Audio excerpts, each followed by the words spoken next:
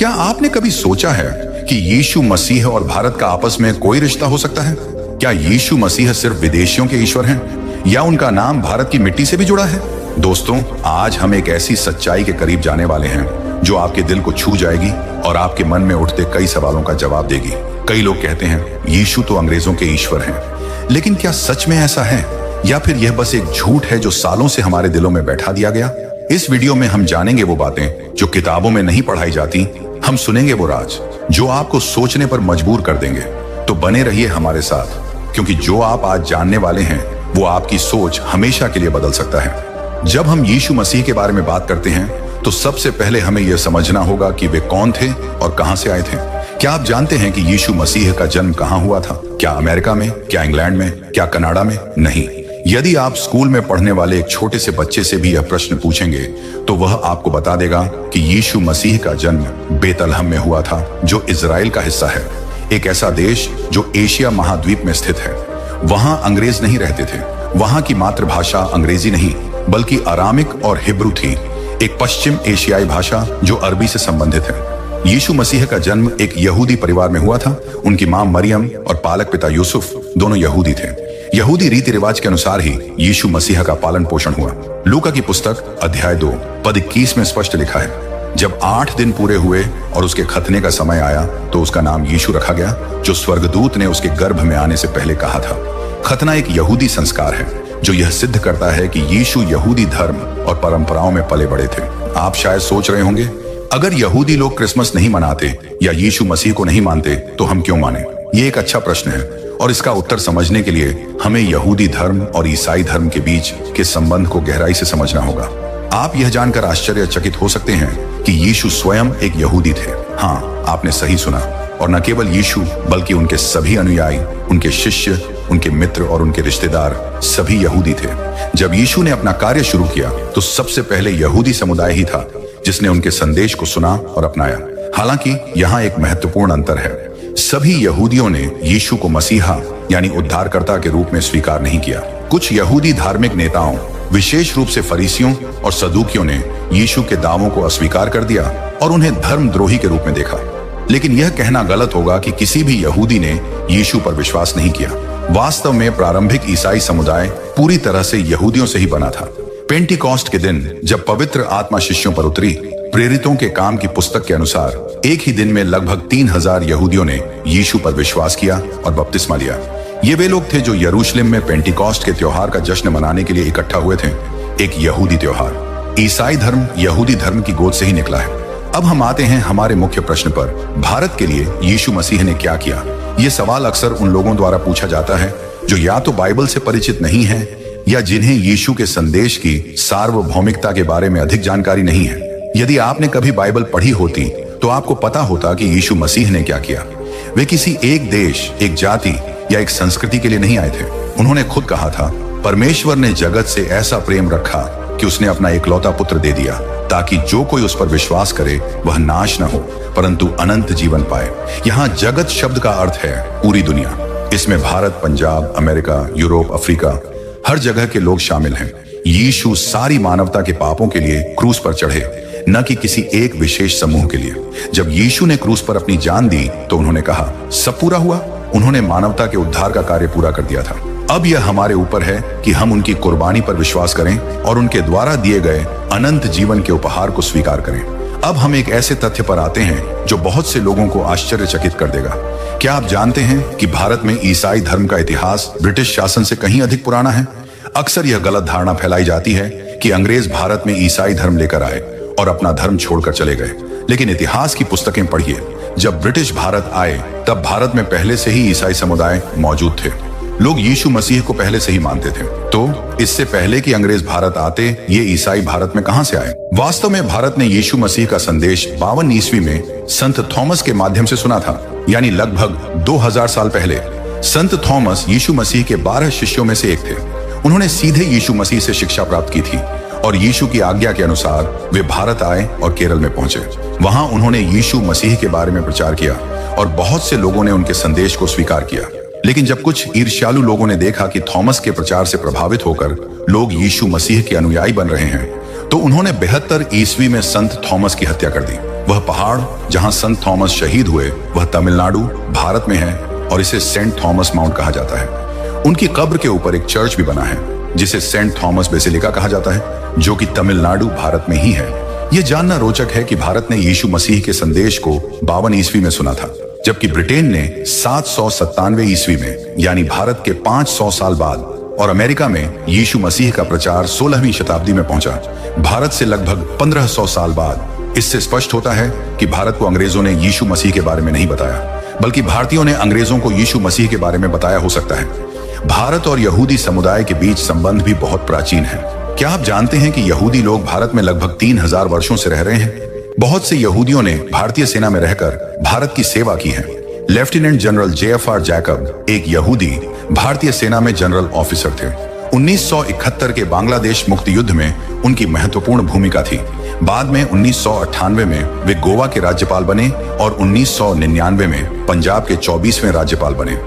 उनके बड़े भाई मॉरिस भी पंजाब रेजिमेंट की दूसरी बटालियन की ओर से द्वितीय विश्व युद्ध में लड़े थे।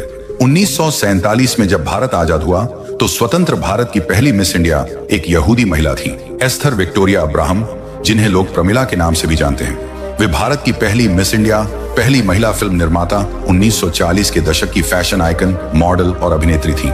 उनका बेटा हैदर अली भारतीय फिल्म अभिनेता और पटकथा लेखक है। ऋतिक रोशन की फिल्म जोधा अकबर के लेखक हैदर अली ही हैं।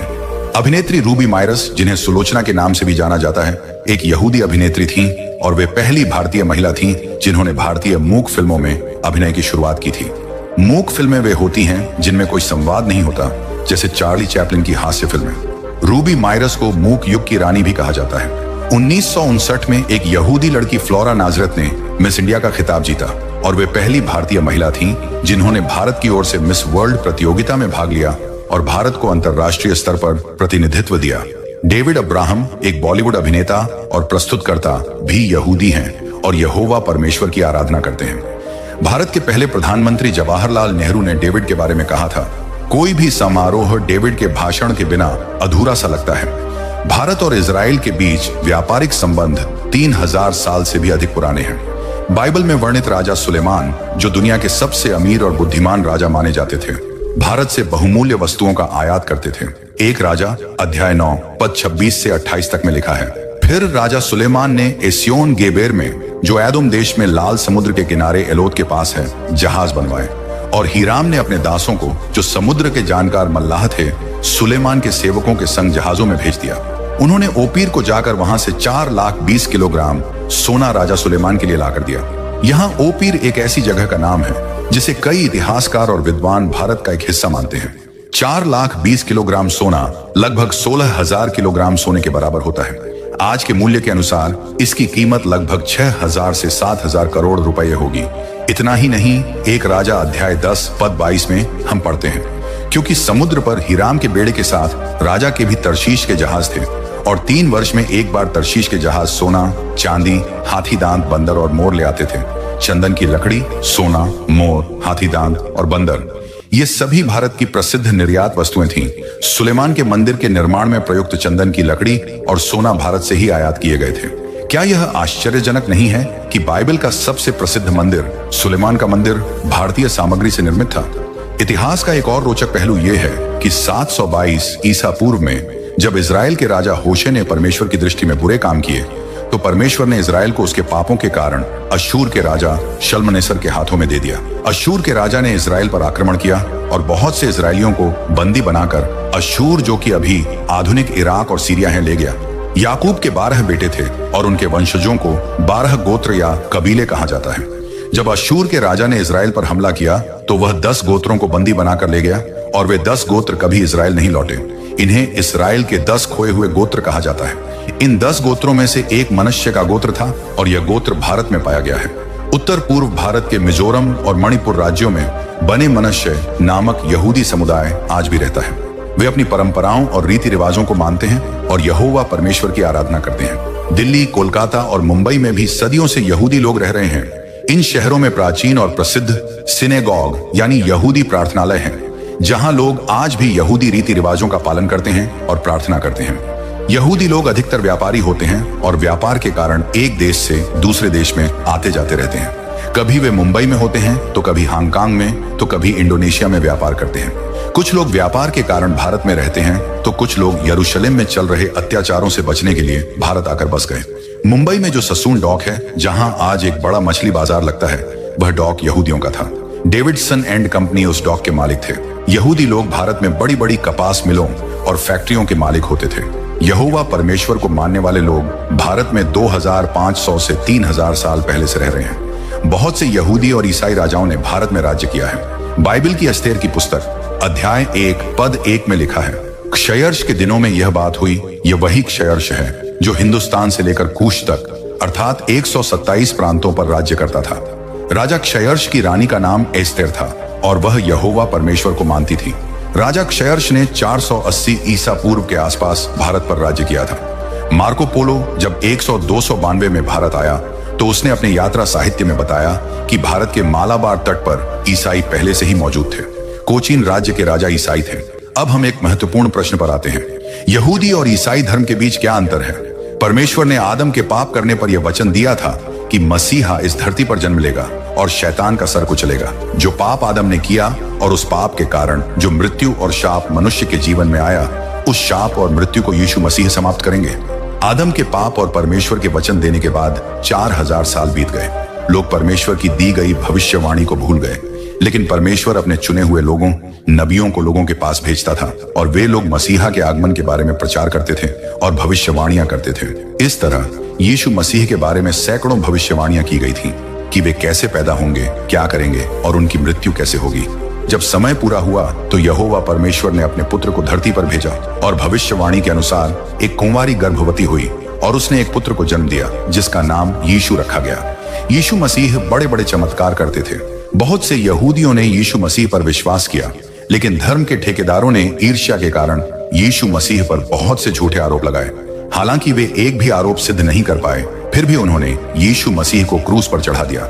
लेकिन यीशु मसीह मरने के तीसरे दिन मृतकों में से जी उठे और 40 दिनों तक लोगों के साथ रहे। फिर वे जीवित ही स्वर्ग में चले गए। अब यहूदी लोग यीशु मसीह पर विश्वास नहीं करते। उनका कहना है कि जिस मसीहा का वादा यहोवा परमेश्वर ने किया था, वह अभी आया ही नहीं है। यहूदी लोग अभी भी मसीहा के आगमन का इंतजार कर रहे हैं। यहूदी लोग मानते हैं कि मसीहा एक राजनीतिक नेता की तरह आएगा और अपना राज्य स्थापित करेगा, हथियार उठाकर इजराइल के दुश्मनों से लड़ेगा। लेकिन यीशु मसीह इसके बिल्कुल विपरीत थे। यीशु ने कहा, मेरा राज्य इस संसार का नहीं है। यीशु किसी राजनीतिक नेता या नए धर्म की स्थापना के लिए नहीं आए थे। वे इस संसार में रहने वाले लोगों को प्रचुरता का जीवन और अनंत जीवन देने के लिए आए थे। जो बाइबल हम पढ़ते हैं उसमें 2 भाग होते हैं, पुराना नियम और नया नियम। यहूदी लोग केवल पुराना नियम पढ़ते हैं और यहोवा परमेश्वर को मानते हैं, लेकिन यीशु मसीह पर विश्वास नहीं करते। नया नियम यीशु मसीह के जन्म के बाद यीशु के बारे में और उनकी शिक्षाओं के बारे में लिखा गया था, इसलिए यहूदी लोग नया नियम नहीं पढ़ते। ईसाई लोग यहोवा परमेश्वर को भी मानते हैं, पुराना नियम भी पढ़ते हैं, नया नियम भी पढ़ते हैं और यीशु मसीह पर विश्वास भी करते हैं। वे यहूदी लोग ही थे जिन्होंने सबसे पहले यीशु मसीह का अनुसरण किया और क्रिश्चियन कहलाए, क्योंकि वे क्राइस्ट का अनुसरण करते थे। 70 ईस्वी में जब रोम ने इजराइल पर आक्रमण किया तो बहुत से यहूदी दूसरे देशों में भाग गए और उस समय बहुत से लोग भारत में आकर रहने लगे। तब से लेकर 1948 तक इजराइल देश का नामो निशान ही नहीं था। यहूदी लोग दूसरे देशों में ही सैकड़ों वर्षों से रह रहे थे। 1947 में भारत आजाद हुआ और 1948 में इजराइल देश का पुनर्निर्माण हुआ, जब इजरायली लोगों को उनकी भूमि वापस दी गई। 1948 में इजराइल राज्य की स्थापना के बाद ही बहुत से यहूदी लोग भारत जैसे अन्य देशों को छोड़कर वापस इजराइल जा रहे हैं। यह सब बाइबल में पहले से ही लिखा हुआ था। यहेजकेल 36:20 में परमेश्वर ने भविष्यवाणी दी थी, मैं तुम्हें जातियों में से ले लूंगा और देशों में से इकट्ठा करूंगा और तुम्हें तुम्हारे निज देश में पहुंचा दूंगा। यह भविष्यवाणी 1948 में पूरी हुई, जब इजराइल राज्य की स्थापना हुई और लोग दूसरे देशों से अपने देश इजराइल में वापस आने लगे। यहेजकेल की पुस्तक 590 ईसा पूर्व के आसपास लिखी गई थी, यानी यीशु मसीह के जन्म से लगभग 600 वर्ष पहले, और उसमें लिखी गई भविष्यवाणियां 1948 में पूरी हुई, जब इजराइल राज्य की स्थापना की गई। पूरी बाइबल में 2000 से भी अधिक भविष्यवाणियां लिखी हुई हैं और उनमें से 80% भविष्यवाणियां पूरी हो चुकी हैं। इन भविष्यवाणियों में से कुछ यह बताती हैं कि इजरायली लोग अंततः यीशु मसीह को अपना मसीहा स्वीकार करेंगे, और हम यह सब अपनी आंखों के सामने होते हुए देख रहे हैं। न सिर्फ सामान्य यहूदी लोग बल्कि उनके सिनेगॉग के प्रमुख, उनके धार्मिक शिक्षक, वे भी यीशु मसीह का अनुसरण कर रहे हैं। बाइबल में लिखा है कि जब सारा इज़राइल यीशु मसीह का प्रचार सुन लेगा, तब यीशु मसीह का दूसरा आगमन होगा और यह भविष्यवाणी भी बहुत जल्द पूरी होने वाली है। आज हमने जाना कि यीशु मसीह और भारत का संबंध कितना गहरा और प्राचीन है। वे न तो अंग्रेजों के परमेश्वर हैं, न ही किसी एक देश या जाति के। यीशु मसीह सारी मानवता के लिए आए थे, भारत के लिए, पंजाब के लिए, अमेरिका के लिए, सभी के लिए। क्रिश्चियनिटी का भारत से संबंध ब्रिटिश शासन से भी प्राचीन है। भारत में यहूदी और ईसाई समुदायों का इतिहास हजारों वर्ष पुराना है और बाइबल की भविष्यवाणियां आज भी हमारे सामने पूरी हो रही हैं। यह समझना महत्वपूर्ण है कि विश्वास करना या न करना आपका व्यक्तिगत निर्णय है। यीशु मसीह ने अपनी ओर से सब कुछ कर दिया है। उन्होंने क्रूस पर अपनी जान दे दी है। अब यह हमारे ऊपर है कि हम विश्वास करें या न करें। आप सबको जय मसीह की।